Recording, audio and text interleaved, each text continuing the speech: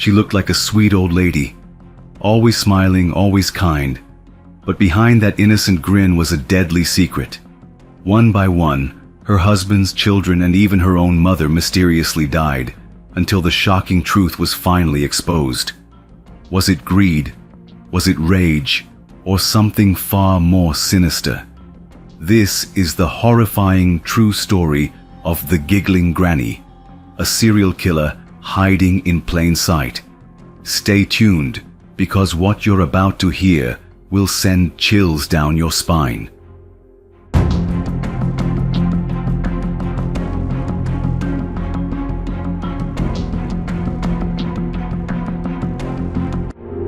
We have heard many stories of ruthless and cold-blooded serial killers, but the story I'm about to tell you in this video is beyond belief. This story will make you question whether such people can truly exist in this world. This is the story of a woman named Nannie Doss. She was born in 1905 in a town called Blue Mountain, USA. Nannie had one brother and 3 sisters. Her father was a cruel and controlling man. He wanted complete dominance over his family, and if anything went against his wishes, he would beat his wife and children. He even forbade his children from going to school. As a farmer, he forced his children to work in the fields all day. When Nannie was 7 years old, she suffered an accident that changed her life forever. While traveling with her family on a train to another city, her head struck a metal bar. This injury caused her to suffer severe headaches for years, and she would often lose consciousness. Over time, Nannie fell into depression, and people say that after the accident, her mind was never stable again. Despite her troubled childhood, Nannie had a deep love for reading novels, especially love stories. She would often tell her mother that the day she got married would be the happiest day of her life. But, my friends, what happened next will leave you absolutely shocked. Finally, the day arrived when Nannie got married. She was just 16 years old at the time. Her husband's name was Charlie Braggs, and he lived with his mother. It was the year 1921. Nannie was overjoyed, believing that she had finally found a new home where she would be free from her father's constant scolding. But things didn't turn out as she had hoped. Her mother-in-law was an extremely short-tempered woman, just like her father. Nannie's life didn't get any better. It only became more difficult. As time passed, Nannie gave birth to 4 daughters over the next 6 years. However, her married life was far from happy.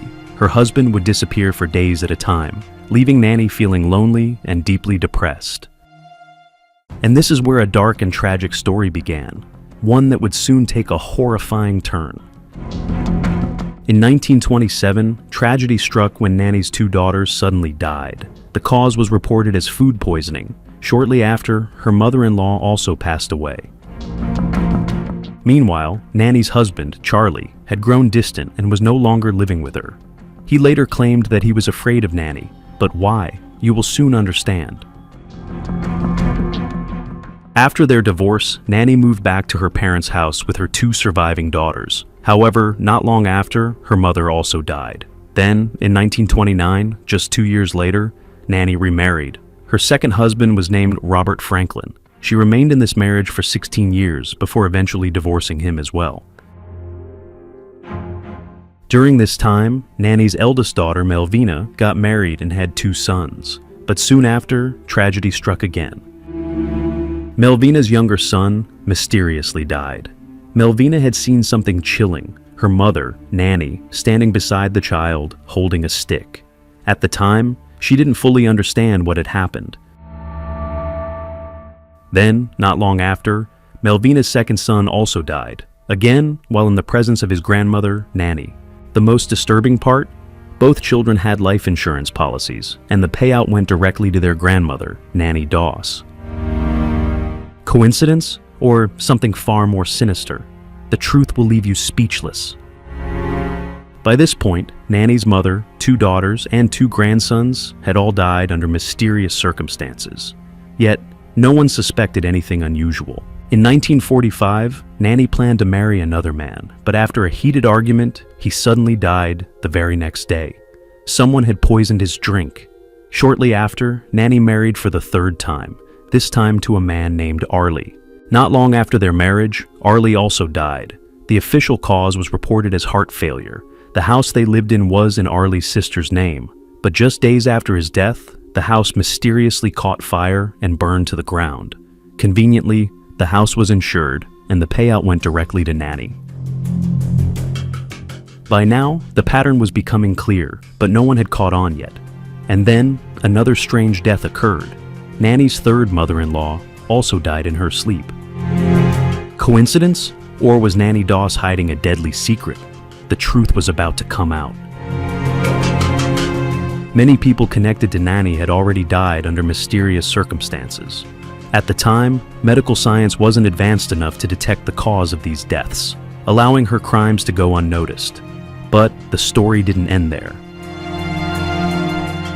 Nannie moved in with her younger sister, Dovie, and within a few months, her sister also passed away. In 1952, Nannie married for the fourth time. Her new husband, Richard, seemed unaware of his wife's dark past. However, just 1 month after their wedding, Richard's mother died unexpectedly. 2 months later, Richard himself also met the same fate. A year after Richard's death, Nannie married for the fifth time, this time to a man named Samuel. Within a year, Samuel suddenly fell ill. He was taken to the hospital and was showing signs of recovery when, out of nowhere, he died.